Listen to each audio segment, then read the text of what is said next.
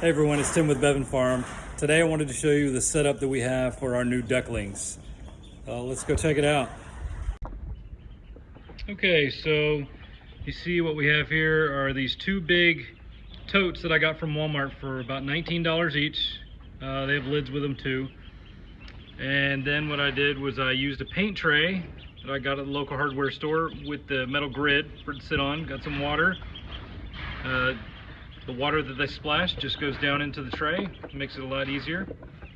I got their little food container, a little bit of wood chips there. I have large chips. I think I'm going to switch to medium chips just because I run out of it so quickly. And here's my other container right here, same exact setup. They're a little scared of me. These are Khaki Campbells. We got them to lay eggs for us. We have 14 girls in here and 2 boys. And yeah, so pretty inexpensive setup. Besides the lights, I didn't want to go with the traditional light like this because they scare me. I don't want them to catch on fire. So I got these Premier lights.